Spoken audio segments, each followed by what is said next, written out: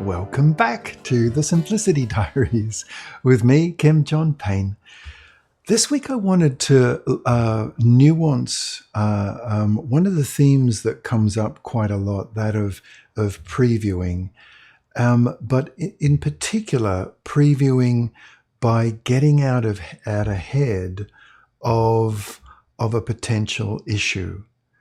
I find that when we can stand in this more authoritative adult space, it really calms our kids down. It gives them a feeling of safety.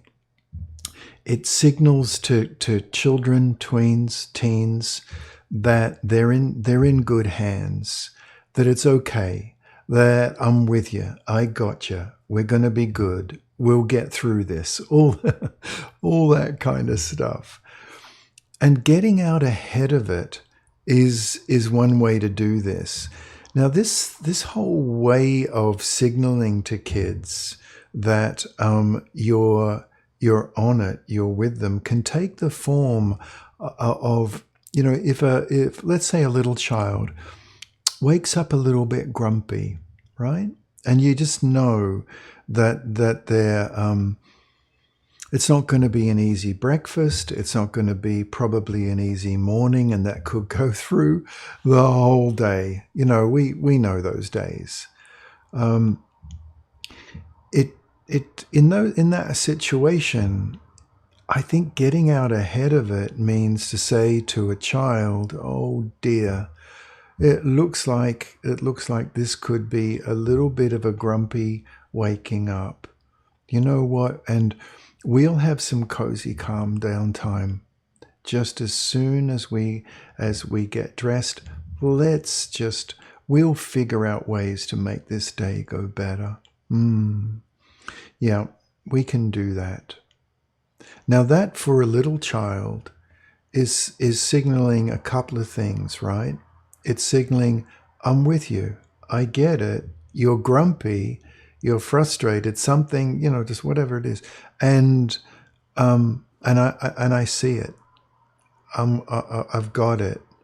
I'm connecting with you. All that stuff is immediately communicated, without going into a whole bunch of details about feelings and all sorts of sort of, psychodramas about it. It's just very straightforward. They are grumpy. They know it. They now know that you know it, and that you know that that you can do something about it, and they know it as well. And at least you're going to try, even if it doesn't work out. That now for a teenager, it's kind of no different. If a teenager's being feisty and sassy, and you can get out ahead of it a little bit and say, "Oh wow, this is," they come home from school and they've got a little bit of restraint collapse. They've held it together all day. They're done. And just getting out ahead of it, because you've got the afternoon and the evening to get through, particularly the evening. Just to say to a teenager, wow, it must have been a lot to cope with today. Not sure what it was, love. We don't have to go into it now. But we'll see if we can get through this. We'll see what we can do just to make this an okay evening for you. Yeah. All right. No, we don't have to talk about anything at all. But just, we can do it. We'll get through it. We don't have to. Yeah. Okay. That kind of, you can hear the conversation maybe. You don't want to go into great big details, particularly after school. There's actually another episode of this in these podcast series about that actually. But it does signal to a teenager, you're with them, you see it, you've got it. You know that it must have been a tough day to get through, or something came up that made it hard, and you're going to create space for them. You might, a parent of a teenager might even say, "Look, if you need some extra space this evening, just take it, love. If you don't feel like having supper with us this evening, I know, we normally do, but it's really going to be okay if you just feel like you need some space." No. If you feel like you can't do your homework tonight and you just need to decompress, I'll write a note for you. I'll contact the teacher. Like we can do some catch up tomorrow. Let's just get out ahead of this and see if we can get through this evening, because I sure don't want to be another person that's frustrating you or whatever it is. That's what I mean about getting out ahead of it. Because not only does it say to a child, look, it's okay, that I'm with you. It also says it's okay to feel that way. Yeah, it's okay to be grumpy. It's okay to be frustrated. It's okay to be angry. It really, we tend as a society to dampen down that or try to circumnavigate it or just are uncomfortable with it. But just saying it very simply, I can see that something must have come up today that was hard. And you might even have a teenager say, nothing came up, like whatever. Who knows what will be said. But just the fact that you've recognized and kind of made it okay that they're not feeling okay I think it's very important to not suppress, to not say, oh, we're not going to go there, we won't talk about it, I can see they're very frustrated, I won't say anything.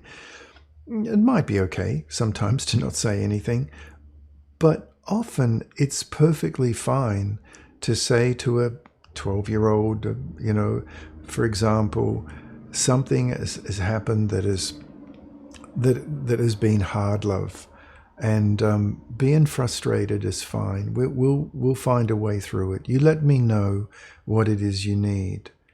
And this is the last thing I wanted to finish off this little episode with, is this question of let me know what you need. And you might not even be sure what it is you need. I think a 12, 13, 14, 16, 17 is perfectly capable of answering that question. A very little one, not so much. We have to define what they might need a little bit more. But with the older ones, just let me know what you need. And they might say, I just need some space. Okay, then you got it. And if you need more, just let me know.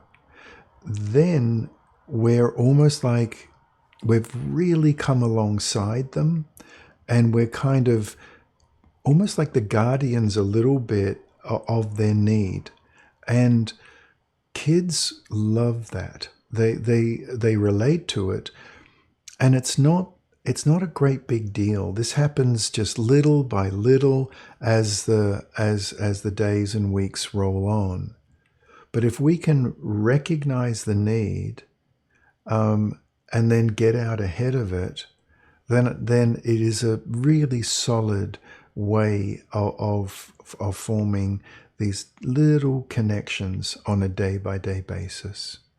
As always, hope that was helpful. Bye-bye now.